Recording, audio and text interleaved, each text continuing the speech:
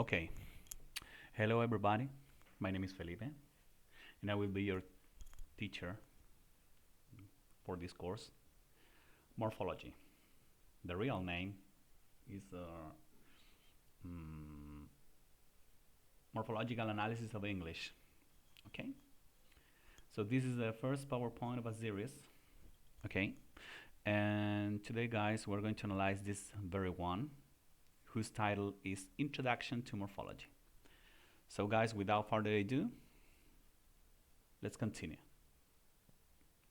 So the first question, guys, is what is morphology? To conceptualize the term. Morphology, in simple words, is a study of how words, the study of words, yeah, in the sense or in the way how they are formed and their relationship to other words in the same language. In this case, English. English morphology.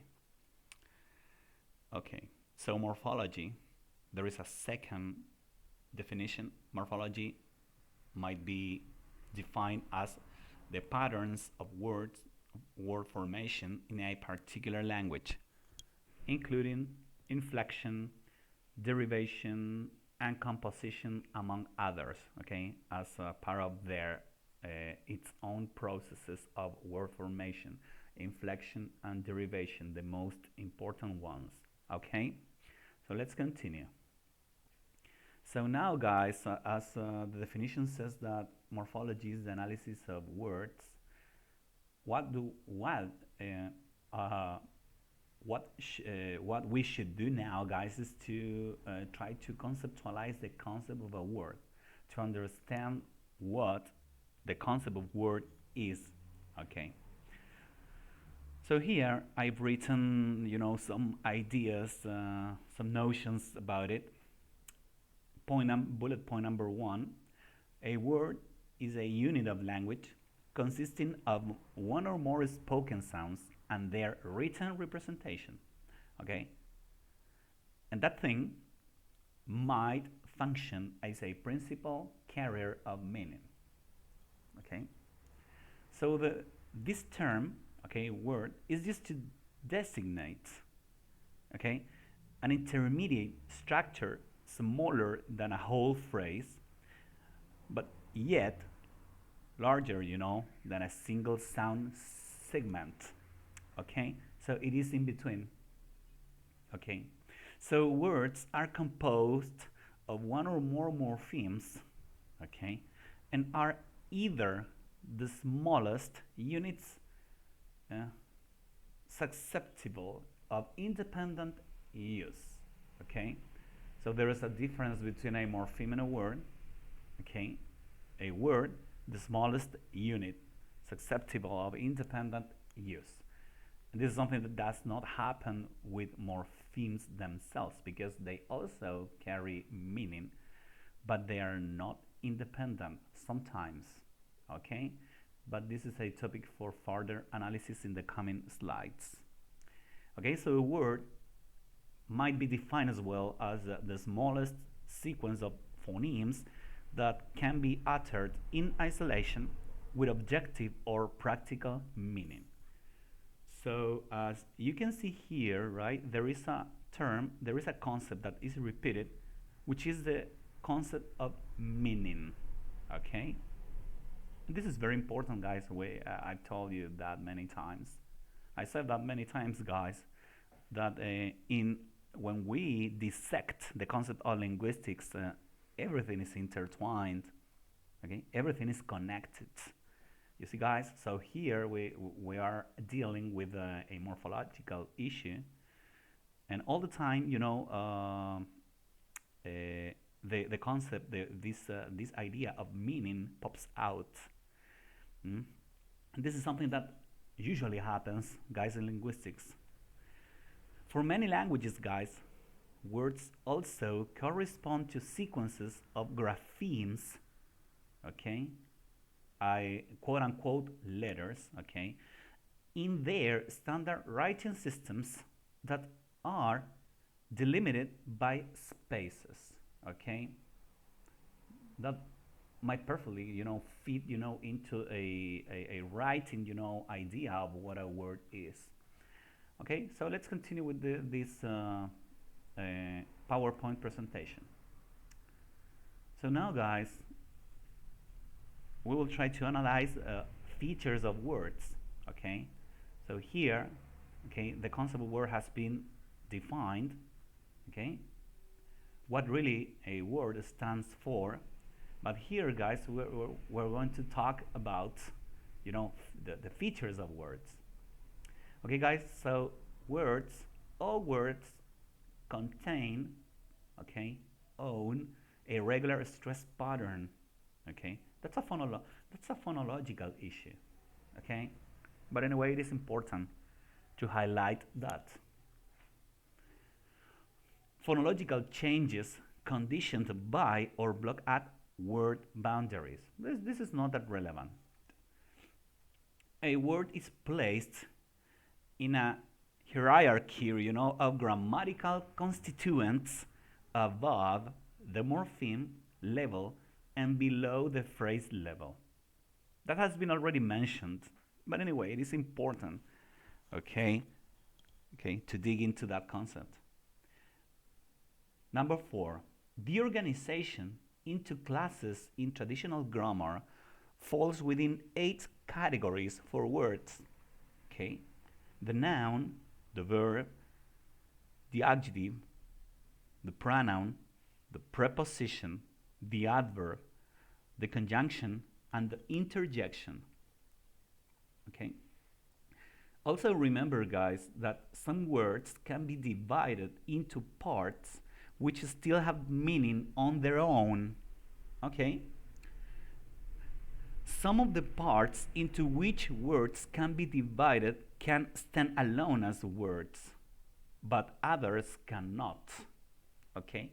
And we will see that, later on. And remember, guys, that languages create new words systematically.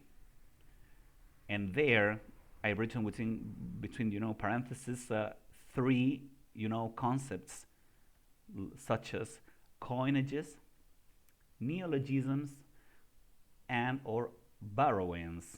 Okay, so remember that according to Hockett's theory, one of the features of language is that it's the way that it has to create, and create and come out with the, new words like coinages related to, for example, computers, like fishing,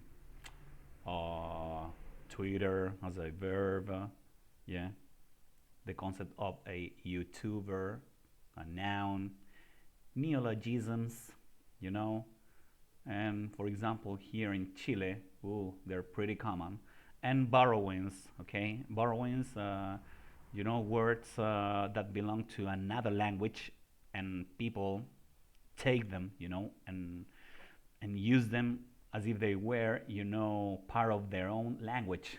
Okay, like for example in Chile when we say, quiero comer un chaguarma, that's a borrowing. Okay, anyway, let's continue, guys. So now we're going to try to define the concept of morpheme. This is very complex indeed, guys. The most complex thing to understand in English. What is a morpheme, guys? The morpheme is the smallest linguistic piece of language with a grammatical function. Okay, for example, the morpheme, the S, okay, to create a plural form from a singular form. Okay, so that's a grammatical function. Okay, so from the singular car, and then you add the morpheme S, okay, the letter, okay, but that's a morpheme, guys. Okay, yeah. But sometimes I explain these things right in this way because I'm not in front of you guys, so that's a little bit more difficult, right? But that's a grammatical function, guys. For example, the S from the singular to the plural form. okay? Or for example, the the combination, guys, the ly to create, adverbs like commonly, basically, you see, guys. Okay, let's continue. Sorry to digress. A morpheme can be defined as a minimal unit having more or less constant meaning and more or less constant form. Okay? The more combinations a morpheme can have, the more productive it is said to be. Okay?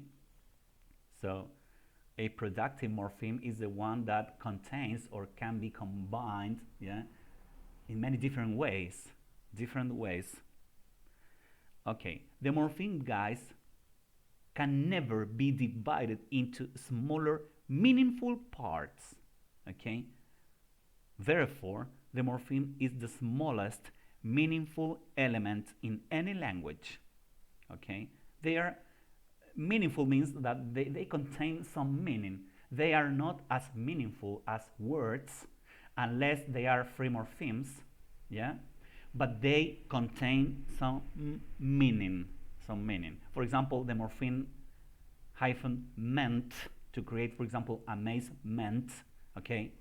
That morpheme meant contains some meaning because we infer, we assume that, for example, if we put that suffix, that morpheme meant after a verb, most of the times we can create a new noun. For example, amazement, arrangement, commitment, establishment, and so on and so on and so forth. Guys, morphemes may stand alone, but not always. Okay? To stand alone in morphology means that that morpheme is able to provide us with a full concept or a full idea of something, okay, or a full reference to something else, okay, taking into account, the semiotic theory. And every word, guys, comprises at least one morpheme, and this is a beautiful premise in English, and I would say, in every single language in the world. So every single word comprises at least one morpheme. Okay, at least one. Okay. For example, the morpheme cat. Yeah. The word cat, the concept of cat, that word is made up of one morpheme. But in plural form, cats, okay, the word cats is made up of two morphemes. Okay? Continue, guys. Morphemes, guys, can vary in size. Neither the number of syllables nor the length of a word can indicate what is a morpheme and what it is not. Okay? For example, okay, that beautiful bird over there, albatross, is a long word, and there are longer words than the one over there. Okay? It's a long word, but a single morpheme. That's a single morpheme. You cannot break it down, okay, to try to find some extra components. So it is, irreducible, okay? And no, it's okay. So enough for a morpheme. Okay, let's continue, guys. So let's go to the neighboring slide, guys. Wow, the word lexeme. Lexeme, guys. Okay, the concept of lexeme has to do with both with morphology and with semantics. Okay, a lexeme, guys, is an abstract entity. A lexeme, guys, in easy words, is a set of all forms related by inflection, yeah, to a concept. Okay, it's a little bit difficult to understand what a lexeme is. A lexeme, guys, is a unit of lexical meaning that underlies a set of words that are related through inflection, essentially. So, guys, to understand what a lexeme is, the idea is to understand what inflection is in a second, guys. For example, here there is a clear example of what a lexeme is. Okay, so here, yeah, run, runs, ran, and running are all forms of the same lexeme, which can be represented as run. And that run, that word, that the one that I'm pointing, with the tip of the, of the mouse, yeah, is the lexeme, okay? From, these words are originated, yeah, are stemmed from, okay? That's the idea of a lexeme. So here, guys, yeah, you should know what a paradigm is. Yeah? Shouldn't you? A paradigm. Okay, so just give me a second, guys, because my somebody's calling me. Let me, set my cell phone in silence mode. Sorry, guys, that's part of the game. Yeah. Just 1 second, guys. Okay. Okay. Guys. Okay. This is, sorry, guys. Yeah. This is the paradigm. Okay. First off, guys, let's define what a paradigm is. Right. A paradigm might be defined as a, let's say a group of linguistic, elements, yeah, that are exclusive to a particular, let's say, grammatical function. That's a nice definition. Okay, I'm going to repeat this again. What is a paradigm, guys? It is a group of linguistic elements. Okay, what elements in this case? Elements, these ones, right? A particular set of elements, okay, that are exclusive for a particular grammatical role. In this case, guys, yeah, the word climbing, climbs, climbed, and climbed, all of them, okay, are representations for the lexeme climb, okay?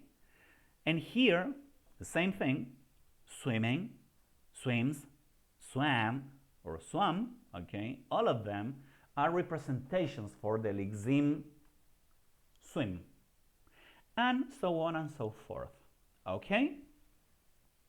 Okay, guys. And remember, guys, paradigms, one more time, sorry, lexemes, right? Forms related by inflection. So the idea, guys, is that here, please take notes, okay? And remember that the concept of lexeme has to do with inflection. And why, guys? Later on, you will realize why I'm saying so, okay?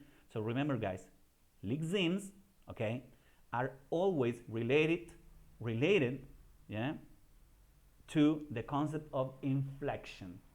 And inflection is one of the most important processes for word formation in morphology, okay? At least in English, right? Okay, so guys, here,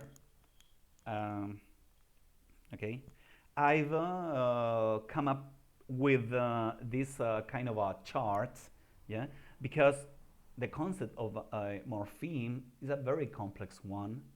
So I decided to, I've decided to create, this kind of a table, okay, to try to make it easy for further, understanding. That's the idea, guys, okay? The idea is that you try to figure this out as easy as possible, okay? Considering, okay, that this topic is it's difficult. It's difficult to let's see, to understand, to grasp, okay, to comprehend. Okay, guys. So in the first category, guys, we have the concept of a root and an affix. Remember, guys, root morpheme and affix. Okay. Never say affix morpheme. That's not correct. And then in the second category, okay, these categories I made made them myself. Okay.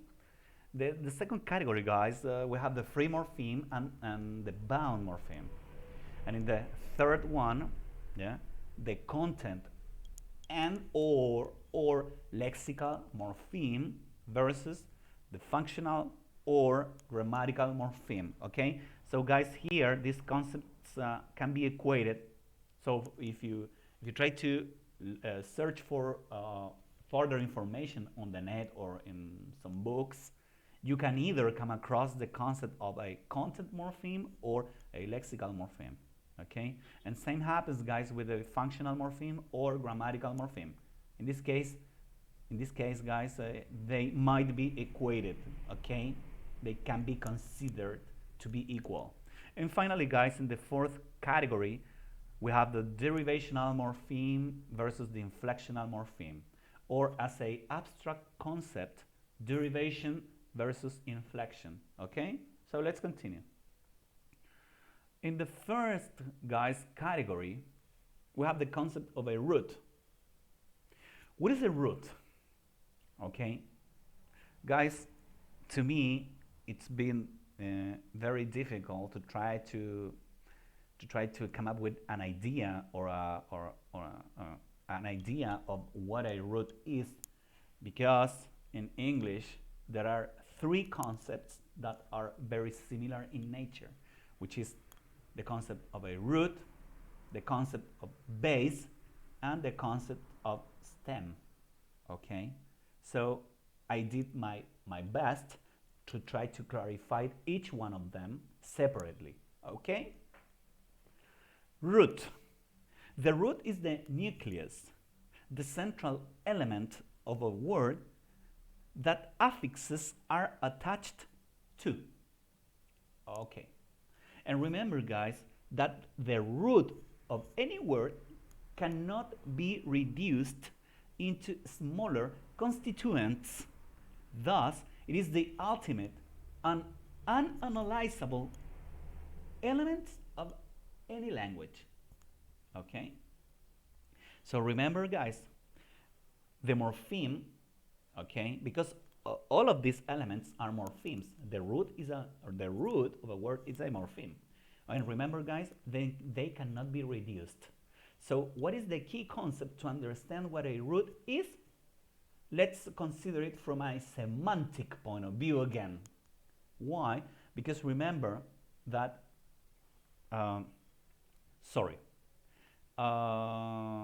okay, here you have the answer.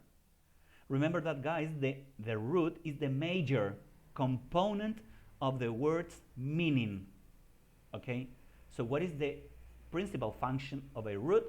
To carry the meaning of that morpheme. I'm not talking about words. I'm talking about morphemes. So when you see a morpheme, the root of that morpheme, okay? When you see a word, yeah, all words have one root, at least. Okay, there are some words like police and woman that contains two roots, but that's another story, right? That's another process. Okay, here remember, guys, that all words contain at least one root. Okay, most of them have only one root. And what happens with that root? The root, guys, okay, carries, or is the major component of the word's meaning. Okay. And also, guys, the root gives you, guys, yeah, the lexical category of a word. Okay? Noun, verb, adjective. I'm not sure about this, right? No, sorry. I need to check out. Oh, sorry, guys. Yeah. I have to consider this statement, okay? So let's skip it in the meantime, so don't forget that. But remember, guys, that the root, yeah, cannot be reduced into smaller constituents, yeah? And what is the purpose of a root, or the most important, performance of the root within the word? Okay, it carries, the meaning, yeah? So it provides the word with its with the most meaning of it. Okay, that's the function of a root. Okay, and remember, guys, that this is also important, that roots are always monomorphemic. Okay, so what does it mean? That all roots are made up of only one morpheme. Okay, you will never see a root, yeah, that contains two, morphemes. That's a fallacy. That's a fallacy. Okay, because all roots are monomorphemic. They are made up of only one. Okay, one morpheme. For example, here, and finally, guys, sorry. Yeah. Okay. The major component of the word's meaning, yeah, that's correct. Yeah, and belongs to a lexical category: noun, verb, adjective. I'm sorry, guys. I'm trying to figure this out, right? I'm not sure about this statement. Yeah, so it needs further study. Okay, from here, okay, forward. Here, the major component of the word's meaning. No, that's correct. That's correct. That's absolutely correct, right? So the major component of the word's meaning. Oh, yeah, sure, absolutely. So remember, guys, roots provide the word with most of the meaning of them. Okay, that's a game. But here, guys, I'm not sure about this, so it needs further, analysis. Yeah. So please do not consider, the second part of this statement, please. Yeah. So set it aside just for a while. And guys, also with a root, consider this. Be careful, guys. Not all roots, not all roots stand alone. Okay. For example, if I write the word dog, the animal dog, what is the root of the word dog? The root of the word dog is dog. Okay. But that's a game. Not all roots stand alone. For example, with the word dog, the root dog stands alone. But not, there is something that not always, happens. It's something that does not happen, continuously, okay, on a regular basis, okay. So be careful with that. And here I've written two examples. For example, with the concept of linguist, okay, a person who has studied, linguistics, yeah, he or she's a linguist. But in the word linguist, the root is lingu, okay, and that root, that morpheme, which is the root of the word linguist, cannot stand alone. So it might be perceived it's somehow that, yeah, it contains some meaning. That word lingu can lead you to somehow assume, yeah, the thing that root is referring to. But it is not enough to provide us with a full concept of something. That's why the root lingu cannot stand alone. And same happens with the adjective arrogant, okay? Because its root is arog, and by itself it cannot stand alone, okay? So in short, guys, a root is a monomorphemic component always, so it only contains one morpheme. So the word linguist is not a root because it is made up of two morphemes. Okay, so roots are always monomorphemic. That's a key concept to understand what a root is. And secondly, guys, the root provides the word with the majority of the meaning of it. Okay? As this statement expresses the major component of the word's meaning. Okay? Okay. And remember, guys, that in most cases, yeah, you know, affixes are attached to roots to create new words. Okay? That's a root. Continue, guys. Base. Guys, I've decided to clarify these concepts because as you will be, guys, seeking for information right on the internet, you will come across many times, or probably in some books, there is no clear distinction between a root, a base, and a stem. Okay? So that's why, guys, stick to this PowerPoint. Not because I did it right and I want to show off what I did. But guys, here, this is it's been a very, very, very detailed, you know, study and analysis and dissection, yeah. And I've consulted many different sources to finally, you know, come up with this final product, which is this PowerPoint. Okay, guys. So now let's define what a base is. Okay. A base is a form to which an affix may be added. So up to there is no distinction between a root and a base, because both concepts, both the base and the root, you can attach, okay, affixes to create new words. Okay? But what is the difference, babies, between a root and a base? Okay? Here, there is a clear distinction. For example, in the word irreparable, that's an adjective, irreparable. Okay?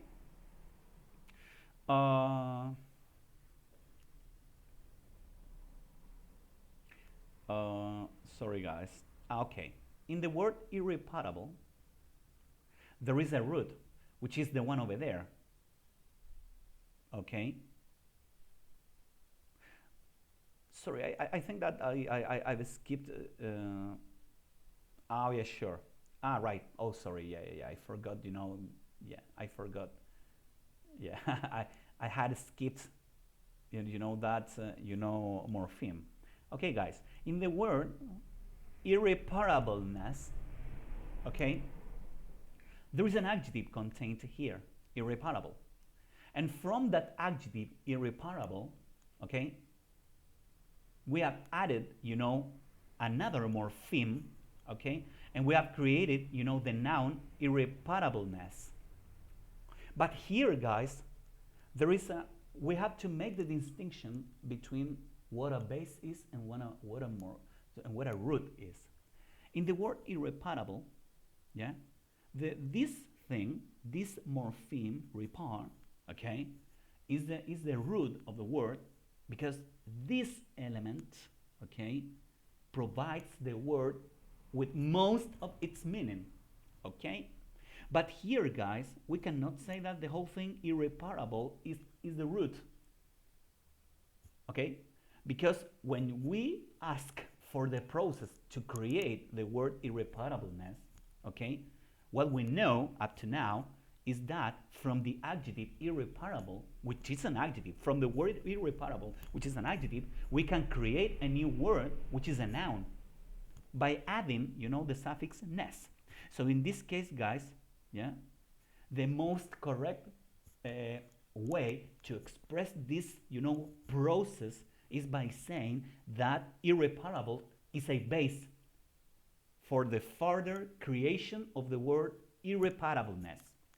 So when we create, for example, in an exercise, you see the word irreparableness, you know that repar, you know, is the root, because that thing, that element, is providing the word with most of its meaning. okay? Whereas, okay, with the adjective irreparable, or from the adjective irreparable, by adding, okay, a suffix, a morpheme, okay, the affix ness, we can create another word which is a noun, irreparableness. So here it is completely, clear via this example that irreparable, the whole thing, irreparable, is the base, yeah, for the word irreparableness. Yeah? And at the same time, repar is the root of the word irreparable and also is the root of the word irreparableness. Okay? And that's the difference. In this case, guys, yeah, here we have the word books. Yeah? Books is the plural of the form book. In this case, book is the root of the word because it is monomorphemic, yeah, and also that provides, the word with the concept of book, okay? You cannot break it down. And also, in this case, guys, in the word books, we can say that in books, the plural thing, the part of it, book, is both. Is a root or is the root of the word and is the base of the word. Okay? Here, there is no distinction. So here, they can be equated perfectly. Okay? So in this case, in the word books, the element or the morpheme book is both the root and the base. But in this case, irreparable is the base and repar is the root. And that's the difference between a root and a base. Okay? Okay. Same happens here. In the verb, blacken, okay, ennegrecer, okay? Here, the verb has been conjugated, blackened.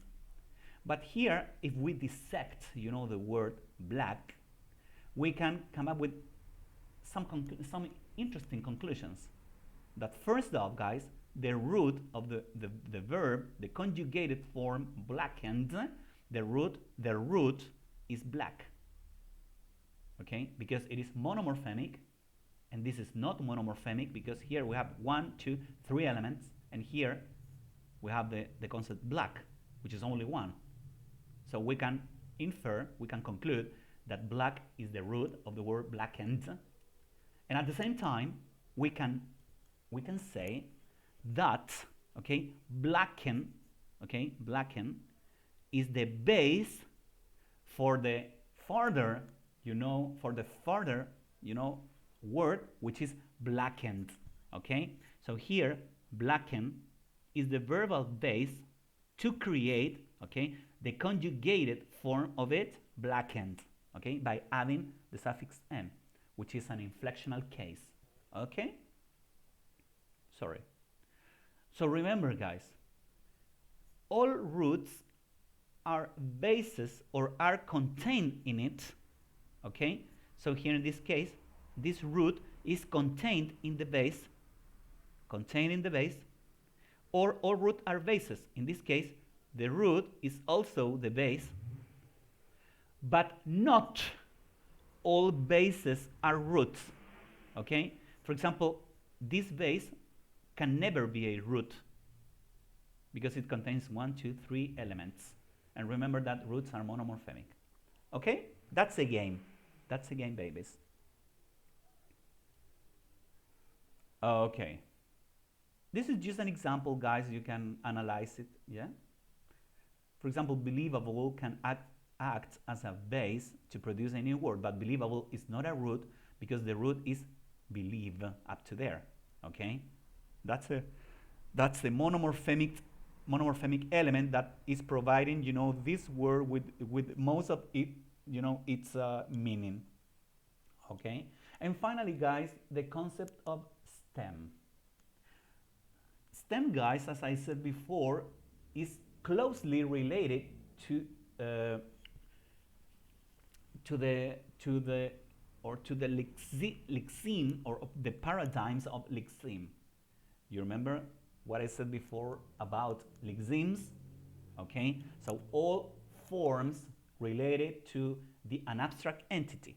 I'm going to show you guys an example and then I'm going to come back to the explanation. This is the example, guys. A stem, okay, is a root or base to which inflectional affixes are added. Inflectional affixes are added. For example, in this case, paint as an infinitive form, paint as an imperative form, paints third person, or paint present, you know, other persons like the first and second person singular, first, second person plural, and third person plural. Painted, you know, the simple past conjugated, right? And then painted the past participle, and then the painting, which is the opposite of it, the present participle, or yeah, within or present in progressive forms. Okay, so remember, paint, paints, painted, and painting. All of them, okay, belong to the paradigm whose lexeme is paint, the abstract entity.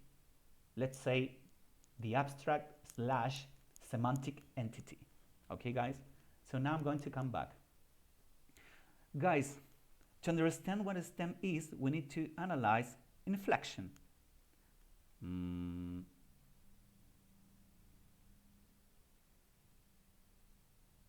Okay. Guys, inflection, guys,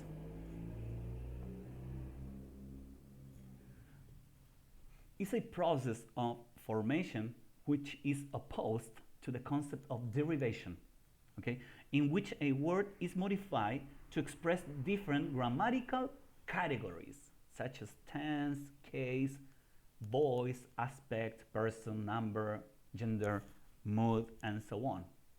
Okay, guys, this is a key concept and please never forget it. Okay, inflection never produces new words in English.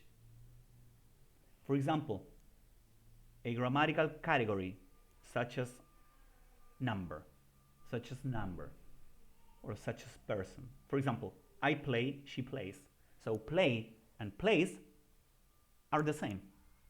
They are not different words. Okay? So inflection never produces new words in language. So when we talk about person, the second person and the third person, like for example, I drive a car, you drive a car, she drives a car. So drive, and drives, yeah, all are the same, you know, belong to the same paradigm, okay, or belong to the same lexeme. So there is no creation of new words, okay. This is what this, you know, this statement refers to. Or for example, number, when we say cat, cats, you know, bag, bags, houses, house, houses, okay, rope, ropes, okay, clock, clocks, and so on and so on and so forth, okay. Or tense, like when you say paint, painted, study, I studied yesterday. You see, babies? And in English, guys, all inflectional morphemes or inflectional cases are suffixes. They always, 100% of times, they occur right at the end of a word, okay? Yeah, after the root, after the stem, after the base, always. And remember, guys, in word formation, inflection always occurs as the last step in word formation. And here, guys, yeah, I've taken this picture from Wikipedia, okay, under copyright, okay. And I consider, you know, this picture very, you know, illustrative. As you can see, guys, there is no clear distinction because some grammarians say that there are 8 cases of inflection or of inflection, guys, and there are some who say that there are 9. Okay, so inflectional cases in English are 9. Okay, and what's you know, the what is the element, yeah, which is in between? This one, self. But anyway, guys, remember, inflectional cases in English. I prefer, adding, this category. So we're talking about 9 categories, yeah, for inflectional cases, or 9 cases. Okay. So the first one, okay, is the plural. Okay, the plural form, the S for nouns. So cat, cats. The second one, the genitive case, or yeah, for the possessive, thing. Okay. And the third case, guys, yeah, remember, guys, that this element, syntactically talking, automatically becomes, an adjective. Okay, when you use the possessive thing, the element to which you attach, the genitive case, automatically becomes an adjective. Okay, like when you say my daddy, but you say my daddy's car, daddy's automatically becomes an adjective. Then the self, okay, for the reflexive pronoun, like myself, ourselves.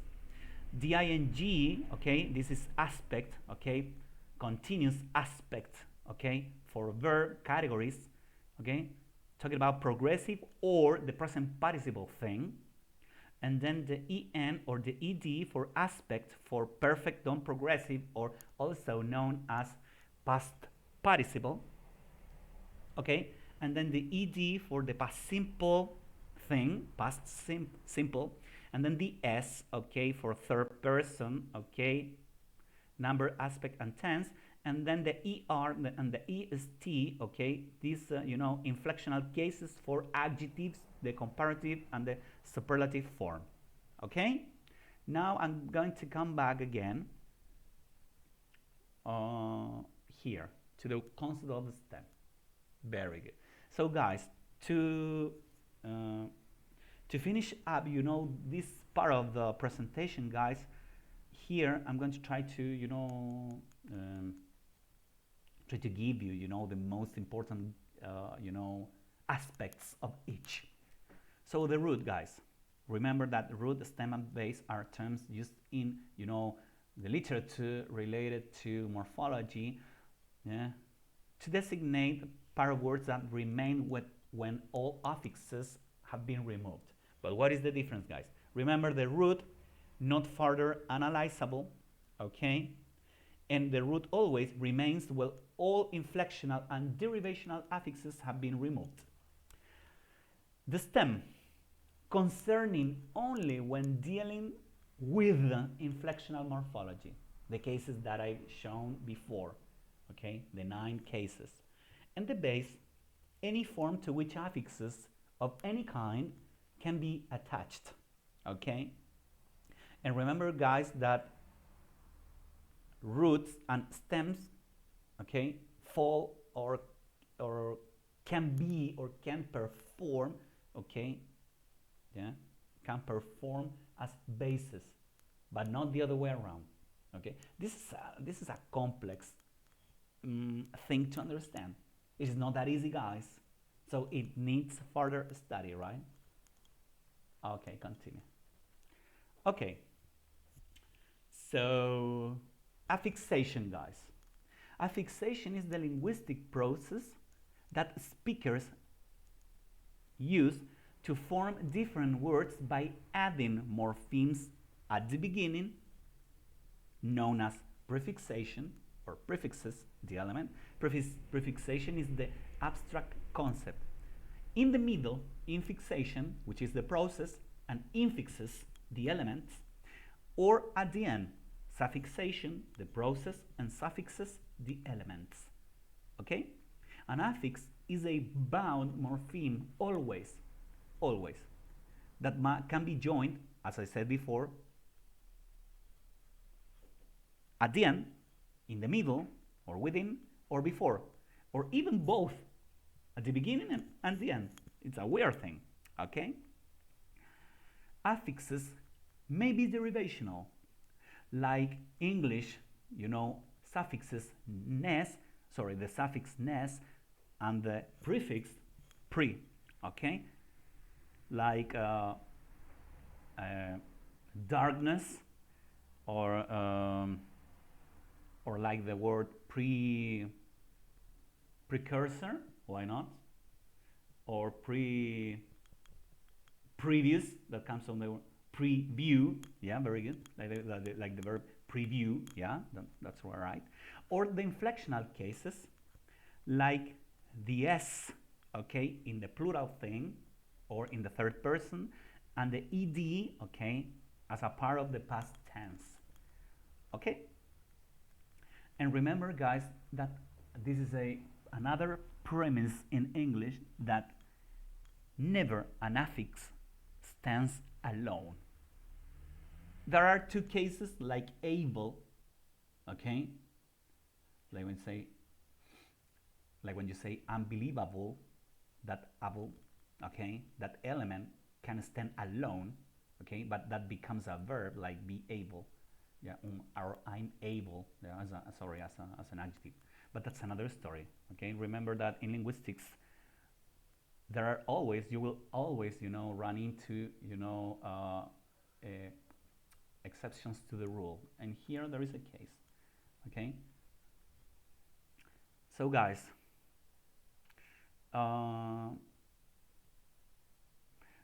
if we consider the root happy as our base, we can easily form a new lexical item by adding on, okay, the prefix on, to create the negative form, the derivational morpheme happy and happy, or to form, with or by adding, the ly, to transform that adjective into, the adverb happily. Or also, yeah, if we add, to that base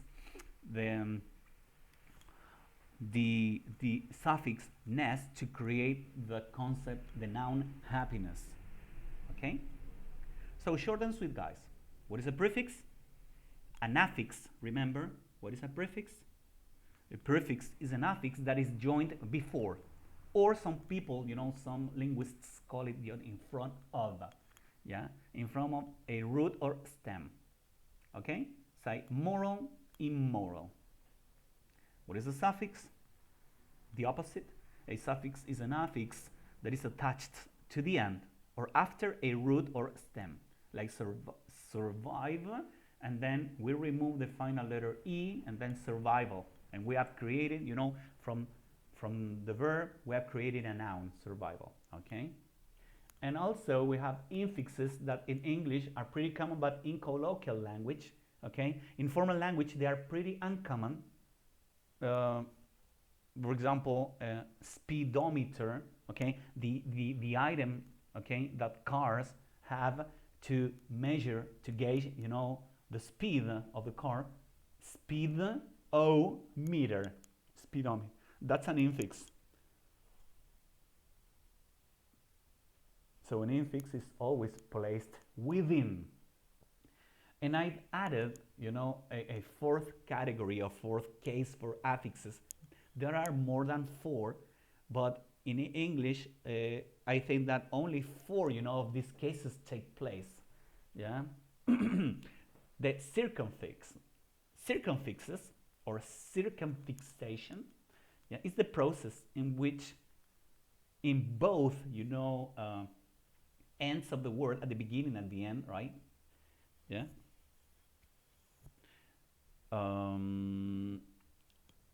Morphemes are attached, okay. So in English it's pretty uncommon, okay. So remember, guys, circumfixes at the beginning and the end of the story, right? For example, for the root, light, and for the base, light. Yeah, and even we can say also for the stem, light, because the word is enlightened, so it's been, it's a verb, and verbs, yeah, belong to the category of inflection or inflectional cases. So enlightened, okay, as you see over there, here, yeah, there is a prefix and a suffix, there is a prefix and a suffix. So here there is a circumfixation, that's a process, okay. Let's continue working, guys. What is a free morpheme now? A free morpheme, guys, appears as a word by itself, okay, as a word by itself. Sorry, guys, just give me a second, please. Come on. a free the free morpheme. Very, very good. Sorry. Okay. The free morpheme. The free morpheme, okay, appears as a word by itself. Therefore, it stands alone as a word, always. All free morphemes stand alone, always. Whereas the morphemes that occur only in combination with other morphemes are called bound morphemes, okay? So remember, whereas morphemes that occur only in combination with other morphemes are called bound morphemes, okay? That's a game. So the free morpheme, okay, is opposed to the bound morpheme, okay? All free morphemes stand alone. For example, house, walk, the preposition of, the article the conjunction or, the noun apple, and so on and so forth. Also, they are known as freestanding morphemes, okay? In this case, yeah, if you pay attention, I need to go now, but you can stay. In this case, all words, okay, that make up this sentence are free morphemes. I, free morpheme, need, free morpheme, to, free morpheme, and so on and so forth. Okay? Okay. Let's continue, guys. And a bound morpheme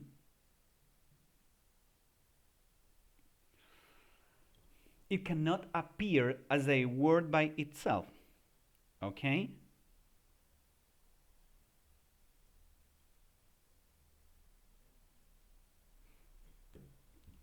Bound morphemes, guys, can occur only in combination with other morphemes, yeah, because they are always part of other words. Okay? So, for example, in this case, sorry, here you have a free morpheme, and here you have a bound morpheme. So, to create a plural thing, yeah, the elements that make up the word dogs are the free morpheme dog, okay, and the bound morpheme, which is an inflectional case, okay, because that's plural. And here the same. Here we have the free morpheme, quick, okay, and also the root of the word, yeah, and then here we've added, this element to create, from the adjective we have created the adverb. And here the same. Here we have the walk as a root and also as a base, okay, and also it is a stem. In this case, this element, walk, is the three of them: root, base, and stem. Okay, and here we've added, the suffix ed, the bound morpheme, and we have created a new. That's not a new word. This is just a conjugation of it. Okay, and remember, guys, bound grammatical morphemes can be further divided into two types. Okay, and this is important, guys. Okay. Bound morphemes always, guys, can be divided into two categories or types. The inflectional morpheme, the case that we saw before, right? And the derivational morpheme, okay? For example, here when we added, full, like, ly, and this, okay? These elements to create new words, like agreement and disagreement, okay? Or for example, here, known, and then unknown, okay?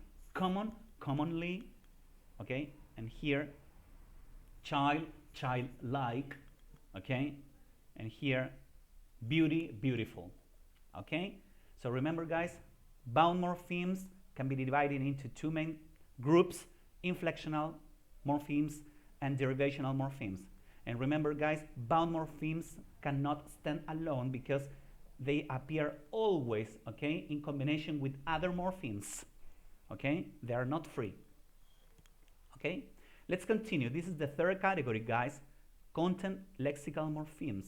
Okay, remember that content or lexical morphemes carry semantic content. Okay, they make sense by themselves as opposed to performing or grammatical function. Okay, guys, so remember, guys, that content morphemes are very similar to content words. In content words, remember nouns, verbs, adjectives, and some adverbs.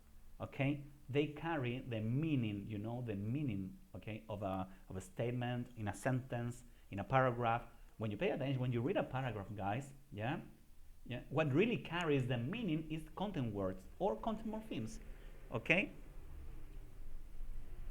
Content morphemes tend to be stems of further nouns. Okay, so don't pay attention to this, right?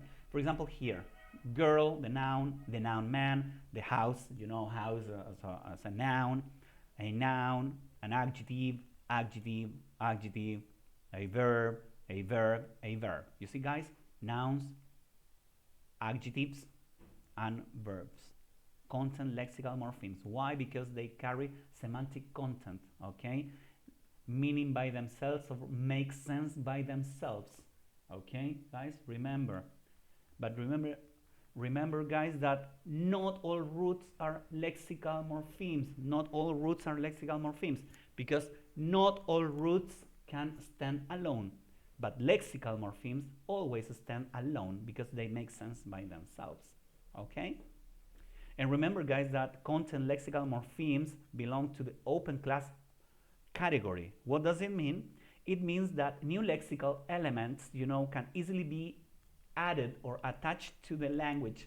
For example, as I said before, coinages, neologisms, linguistic borrowings, and so on and so forth. Okay? And remember, as I said before as well, right, that nouns, verbs, and adjectives are typical lexical content morphemes. Okay? Typical.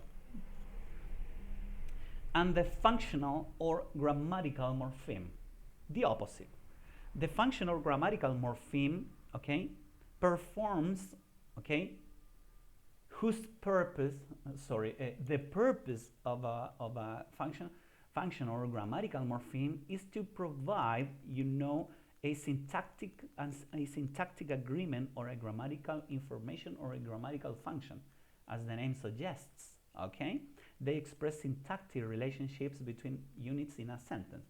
For example, prepositions, articles, conjunctions, determiners, okay, are grammatical morphemes, okay, grammatical morphemes, okay. For example, prepositions to or by, or articles the and a, or pronouns like she and his, or conjunctions are typically function morphemes, since they either, you know, they provide syntactic agreement and grammatical information. What is syntactic agreement, guys? An example is like when you say, I eat, she eat.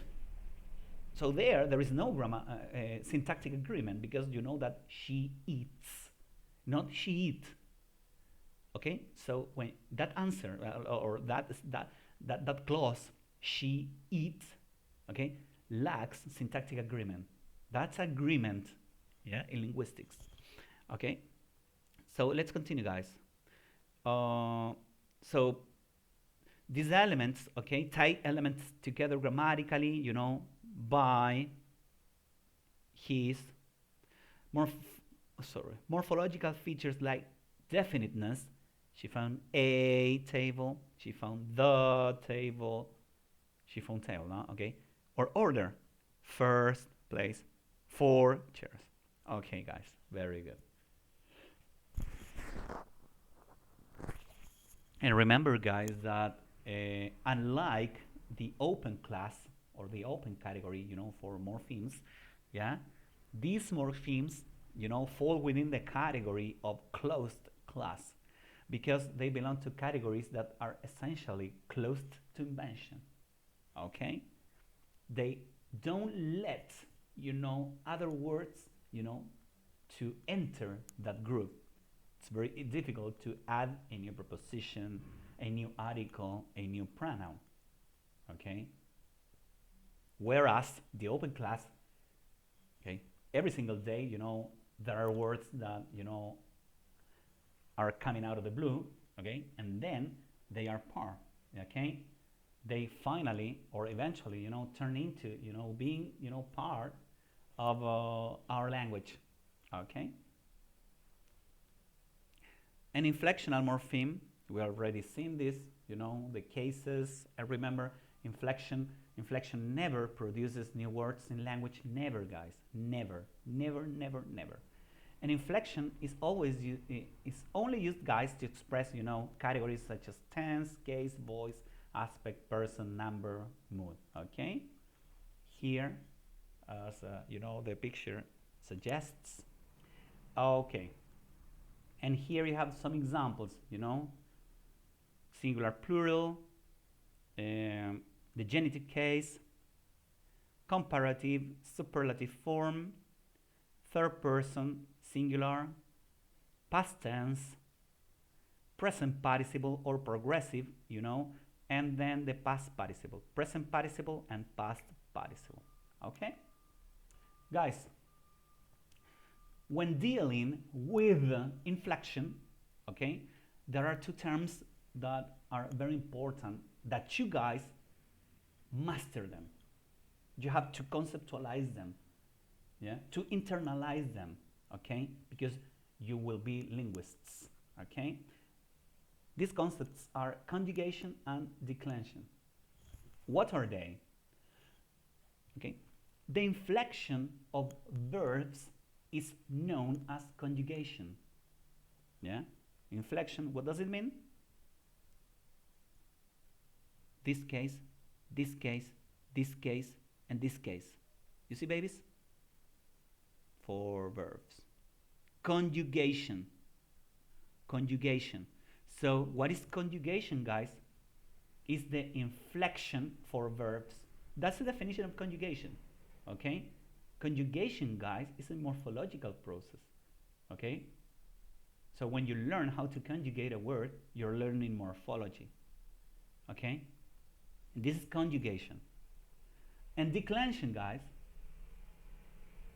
is the one that refers to the inflection of nouns, adjectives, adverbs, pronouns, determiners, participles, prepositions, numerals, articles, and so on and so forth.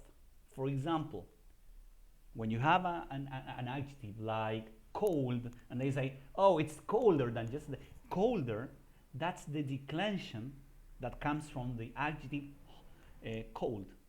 So colder is the declension of the adjective cold. End of the story.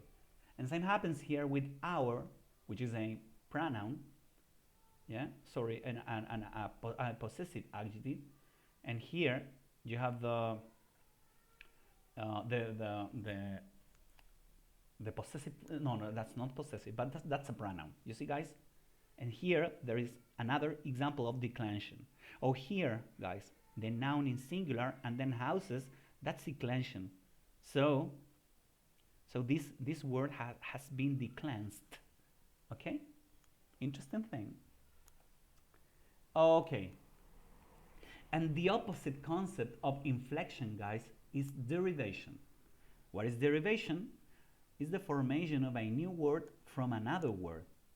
Okay? It occurs by the addition of an affix. An affix means that that element can be placed either at the beginning, in the middle, or at the end, or in both. Okay? The derived word is often of a different word class from the original. So, for example, you have a verb, and then by adding, an affix, yeah, to the verb, you can create an adverb, you can create a noun, you can create an adjective, and so on and so forth. That's the game. Sometimes words remain the same, but anyway, there is a derivational process. Like, for example, known as a participial adjective, and then with the prefix "un", then unknown, that remains a participial adjective. Okay? Be careful with that. In contrast to inflection, derivation produces a greater change of meaning from the original word. Okay? And derivation changes the grammatical category, okay, for the word. As I said before, like the word, the previous word, like black, an adjective, and then blacken, the verb, okay? Or beauty as a noun, and then beautiful, an adjective, okay? Or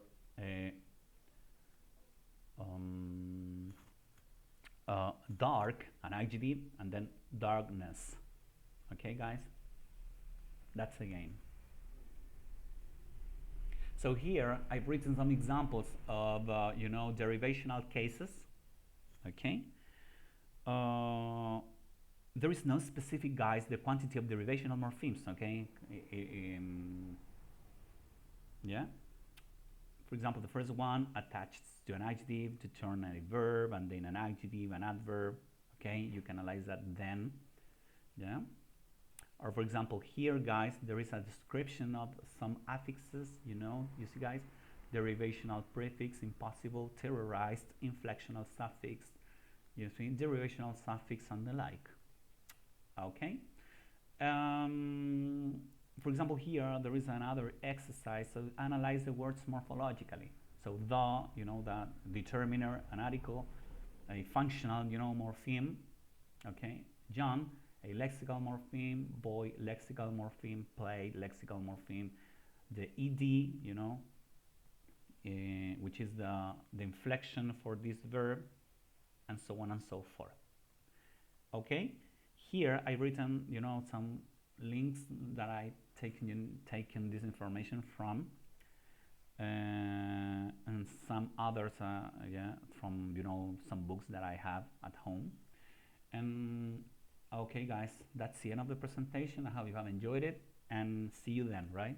Bye, guys.